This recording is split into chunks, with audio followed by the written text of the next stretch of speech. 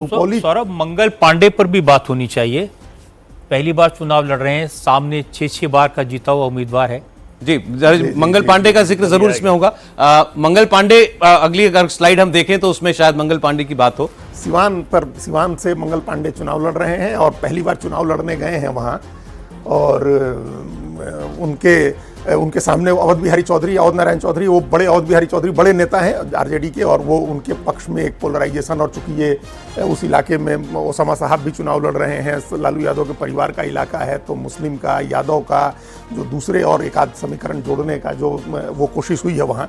लेकिन मंगल पांडे के साथ एक एडवांटेज ये हुआ कि जनसुराज का भी वहाँ मुस्लिम कैंडिडेट है और एक और मुस्लिम कैंडिडेट है, वहाँ से 2 मुसलमान उम्मीदवार चुनाव लड़ रहे हैं और उनका वोट, थोड़ा बहुत वोट उनका कट रहा है। दूसरे बहुत सिस्टमेटिक तरीके से मंगल पांडे चुनाव लड़े हैं, क्योंकि उनको चुनाव लड़ाने का अनुभव है, लड़े नहीं है कभी, लेकिन चुनाव लड़ाने का अनुभव है। वो अभी भी पश्चिम बंगाल के प्रभारी हैं, हिमाचल प्रदेश के प्रभारी रहे, झारखंड में भी रहे, तो वो एक चुनाव लड़ाने का, उनको संगठन के अध्यक्ष रहे हैं बिहार प्रदेश के बीजेपी के, तो चुनाव लड़ाने का तरीका उनको आता है।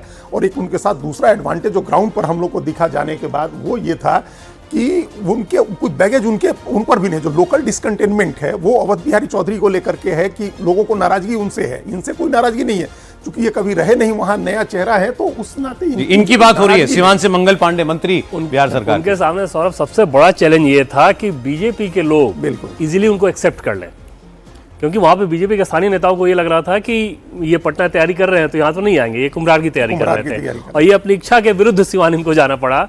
हमें ये बताया गया कि टॉप लीडरशिप का ये कमांड था कि नहीं, आप अपने अपने क्षेत्र से ही जाके लड़ें, पटना से लड़ने की जरूरत नहीं है। ये सम्राट चौधरी और मंगल पांडे दोनों के लिए कहा गया, क्योंकि संसाधन संपन्न है, बड़े मंत्री हैं, तो इन्होंने अपनी पूरी ताकत वहाँ पे लगाई और कंफर्टेबल नजर आ रहे हैं, जीत के हिसाब से बहुत कंफर्टेबल नजर आ रहे हैं।